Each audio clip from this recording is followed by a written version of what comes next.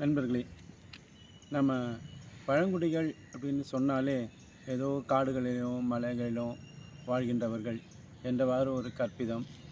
அவங்க இயற்கை சார்ந்திருப்பார்கள் என்று அவர்கள் மீது ஒரு உன்னதத்தை பதிவு செய்து அவர்கள் எப்படி வாழ்கிறார்கள், அவருடைய வாழ்நிலை என்ன, பொருளாதாரம் என்ன, எப்படி எதிர்கொள்கிறார்கள் என்பதை பற்றியெல்லாம் எதையும் யோசிக்காமல் ஏதோ காடுகளும் மலைகளும் நாம் சுற்றுலாவுக்கு செல்லும் இடத்தில் நமக்கு அழகியலை தருவது போலவும், அங்கே அவர்கள் கலைகள் மூலம் நாம் நிம்மதி பெறுவது போலவும் ஒரு கட்டுமானத்தை மட்டும் வைத்திருக்கின்றோம்.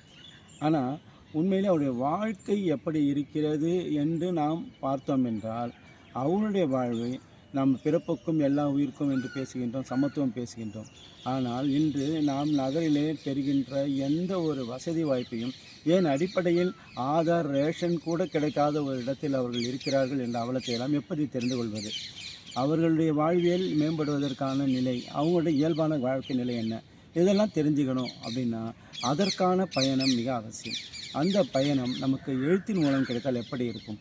அப்படித்தான் பழங்குடி இருளர், குறிப்பாக சமவெளி பகுதியில் வாழ்கின்ற இருளர் குறித்த ஒரு பயணத்தில் நம்மை கையை பிடித்து அழைத்து செல்கிறது ஊத்தாம்பல்லா என்கின்ற இந்த நாவல்.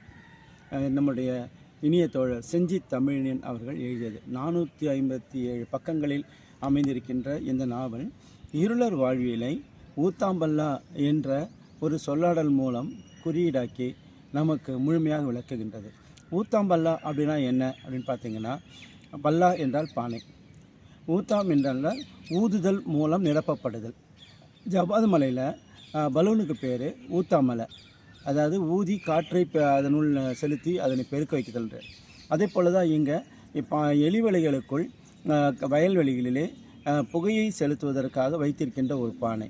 அங்கே புகையை மூட்டி பானையை அதன் வைத்து மூடி அந்த எலியினுடைய வலை முழுக்க அந்த புகை பயணப்பட்டு எலிகளை மூச்சு திணற செய்யும். அதன் பிறகு அந்த எலிகளை அவர்கள் பிடிப்பார்கள். எலி அவர்களுக்கு உணவாகும். விவசாய நிலங்களில் எலியினால் ஏற்பட்ட தொல்லை மாறும். இதனால் இந்த பழங்குடி இருளர்கள் சமவெளியில் விவசாய நிலம் சார்ந்த ஒரு வாழ்வியலில் தான் இருக்கிறார்கள்.